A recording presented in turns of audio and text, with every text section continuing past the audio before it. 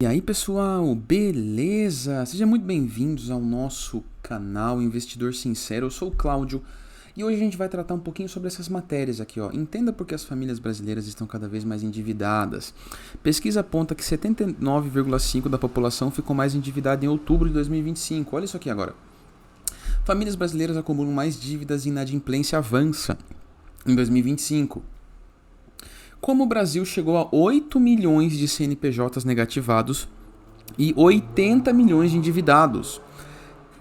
E essa aqui por último, tá? Inadimplência atinge 30,5% das famílias e bate recorde em setembro. Ou seja, de cada 100 famílias, 30 não estão conseguindo pagar as contas e estão com dívida.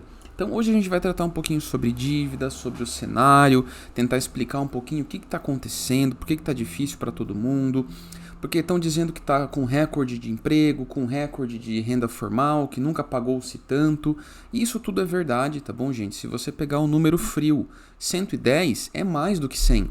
Só que você concorda comigo que 100 em 2020 comprava muito mais coisa do que 100 compra em 2026? Então 110 não é o suficiente. Então começa por aí, beleza? Eu já queria tirar isso da frente. E sim, nunca gastou-se tanto, nunca teve-se tanta propaganda, tanta oferta, tanto produto, tanta escolha, tanto serviço. Tudo agora é uma assinatura. Eu não sei se vocês acompanharam o que aconteceu com a Amazon, né? Eu sou assinante da Amazon Prime. E sim, tinha lá o Prime Video. E agora tem o Prime Video com propaganda. Mesmo eu já tendo pago um ano de Prime, eles enfiaram a propaganda no meio do serviço. E para eu tirar essa propaganda, eu preciso pagar mais dinheiro por mês, ou seja, um pacote mais mensal ainda.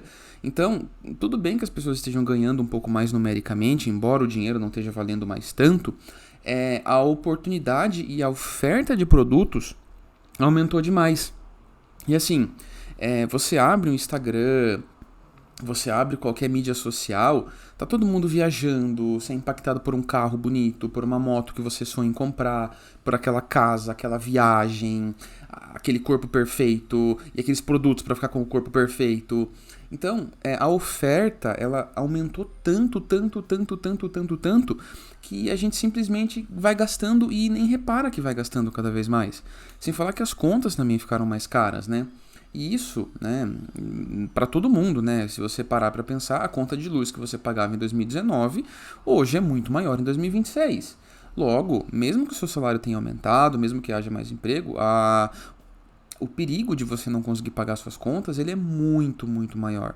E por que eu estou fazendo esse vídeo para relatar isso tudo? Eu quero trazer os fatos e depois trazer algumas soluções, né? Algumas coisas que eu faço, que eu gosto de fazer, tá bom?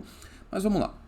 Primeiro de tudo, juros. Em 2025, tá? Aliás, em 2020, os juros era 2%, por causa da pandemia e tudo mais, né? Mas hoje o juros está em 15%, tá? Então aumentou em 13%. E 15% é muito juros. Imagine que você tem uma dívida que corrige pela Selic, né? Pela taxa de juros. Então, se você devia R$1.000 e você não pagou, essa dívida vai ser multiplicada por 15% em um ano, sabe? Então, é insano de alto. Agora, imagine uma empresa, imagine que você pegou um empréstimo para abrir uma loja. Os juros desse empréstimo vão ser corrigidos, então os juros vai aumentando. Então, e não só isso, né? Você vê como os juros é ruim, né? Você é forçado a não fazer nada com o dinheiro, né? Você não traz para a economia real. Como assim? Vamos lá, eu tenho 1 milhão, eu posso abrir um negócio, posso abrir uma franquia, posso abrir uma sorveteria, sei lá. Ou eu posso deixar no banco quietinho e eu vou ganhar 15% ao ano. Cara, 15% ao ano de 1 milhão é muito dinheiro. Então talvez valha a pena, né? Então é assim que funciona e por isso que o juros alto é tão ruim. Mas falando um pouco sobre finança pessoal e economia doméstica, como que a gente faz para fugir dessa inadimplência? Primeiro a gente tem que ver em que ponto do problema a gente está, tá bom? Você está com perigo de não pagar contas ou você já está com uma baita conta que você não consegue pagar? Se for o segundo caso, tem uma conta, não consigo pagar. Tudo bem, não tem problema. Primeiro você tem que tentar renegociar essa dívida, tá bom? Eu não consigo pagar R$1.000 por mês dessa conta aqui do meu carro, da minha casa. Vai no banco, explica a situação, seja sincero, fala, olha, eu quero pagar, mas eu não consigo pagar isso aqui. Vamos renegociar essa dívida? Vamos rolar essa dívida? Vamos transformar essas 30 parcelas que eu tenho em 60 com um valor um pouco menor para que caiba no meu bolso, que eu realmente consiga pagar? Vamos no Serasa, vamos naquele rolê de limpa-nome, vamos tentar dar um jeito. Um outro ponto muito importante, tá? E aí eu tô falando de meios práticos, tá bom? Para resolver problemas. Aumentar a renda, é óbvio, né? Tipo, é até meio chato falar. Mas assim, iFood, passear com o cachorro, vender alguma coisa pro povo do condomínio que você mora, cozinhar, se você for bom nisso e querer vender para as pessoas, nem que seja só de final de semana, trabalhar de Uber nos seus horários vagos. Ah, mas isso vai acabar com o meu lazer. Sim, vai, mas você tem que colocar uma data para começar e uma data para acabar. É assim que é a dívida. Eu quero acabar com a dívida, eu vou ter que fazer alguma coisa para isso. Não tem jeito. Você vai ter que abrir mão de horas de sono, você vai ter que abrir mão de lazer, você vai ter que abrir mão de comprar outras coisas. E agora falando do ponto de vista psicológico, tá, gente? Que é uma coisa muito importante. Tem que tomar muito cuidado, tá, com o dinheiro, tá? O dinheiro, ele não é um bom patrão, tá bom? Ele é um ótimo funcionário, mas ele não é um bom patrão. Então, tenha paciência, planeje tudo muito bem, tá bom? Tem que ter um planejamento sólido. Você tem que entender as dívidas que você tem. Ó, eu tenho tanto de dívida fixa: condomínio, água, luz, gás, celular, internet, todas essas coisas. Agora eu tenho tanto de dívida de cartão. Com cartão eu posso gastar até tanto.